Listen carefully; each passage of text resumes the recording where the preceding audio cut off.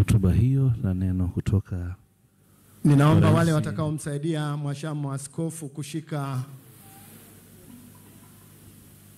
hizo zawadi wasogee karibu. Shemasi kutoka kwa rais wa Baraza la Maaskofu Katoliki Tanzania. Sasa askofu, ninaomba baada ya maaskofu wafuate waheshimiwa maabate. Baada ya waheshimiwa maabate ninaomba wafuate wawakilishi kutoka majimbo, vika generals pamoja na wawakilishi wengine mapadre wa majimbo lakini wanaowakilisha majimbo, na vile vile wakuu wa taasisi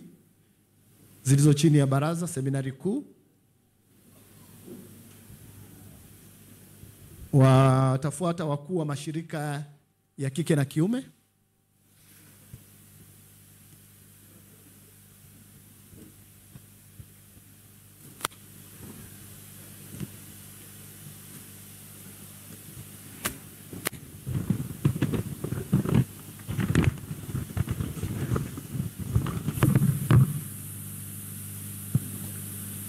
Kristo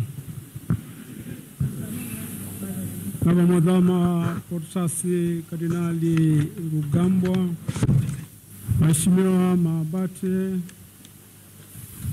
Yesu Kristo msiana Baba Kardinali Rugambwa, pongeza tutakuwa msaba baba mzazi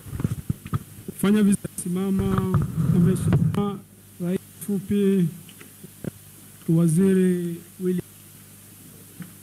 Lukuvi, Waziri wa Nchi, Ofisi ya Waziri Mkuu, Sera na Mheshimiwa Waziri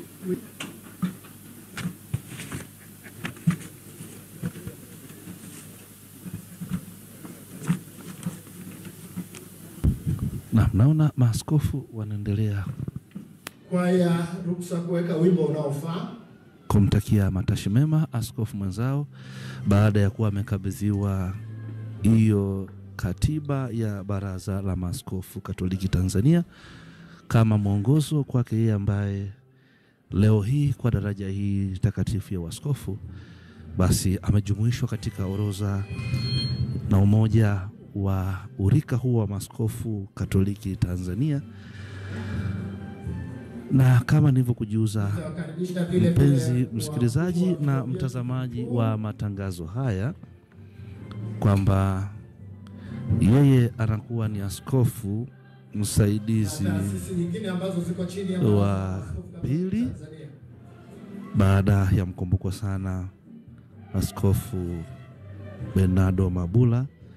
ambaye yeye alihudumu kama askofu msaidizi wa Jimbo Katoliki la Tabora kati ya mwaka 1969 mpaka mwaka 1972.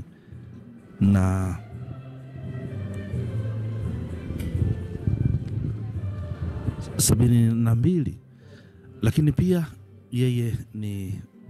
mtoto wa baba Jackson Dihagati na mama Koleta Luhanga, wakuu wa mashirika ya kike na kiume, na alipata elimu yake ya msingi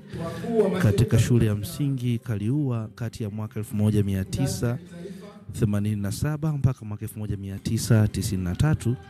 na baadaye alijiunga kwa masomo ya elimu ya sekondari katika seminari ndogo ya Mtakatifu Karoli Borromeo iliyoko hapa Jimbo Kuu Katoliki la Tabora Itaga kati ya mwaka 1994 na hadi mwaka 2000, na baadaye alifanya masomo ya falsafa katika seminari kuu ya mtakatifu ya mama yetu wa Malkia wa Malaika huko Kibosho, Jimbo Katoliki la Moshi kati ya mwaka 2001 hadi mwaka 2004, na baadaye alijiunga masomo ya tauhidi ama teolojia katika seminari kuu ya Mtakatifu Paulo hapa Tabora Kipalapala kati ya mwaka 2004 hadi 2008, na baadaye katika nafsi ya mashamu askofu mkuu mstaafu Paul Zoka alipewa daraja takatifu ya upadre hapo tarehe 9 mwezi wa 7 mwaka 2009 katika parokia ya Mtakatifu Antoni wa Padua iliyopo huko Kaliua, Jimbo Kuu Katoliki la Tabora. Na Askofu Josephat Jackson Bududu amekuwa akihudumu katika nafasi mbalimbali za kikanisa, ambapo amehudumu kama wakili paroko wa parokia ya Kanisa Kuu la Mtakatifu Teresia wa Mtoto Yesu hapa Tabora kati ya mwaka 2009 hadi 2011,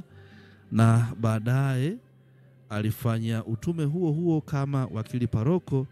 katika parokia ya Mtakatifu Teresia wa Mtoto Yesu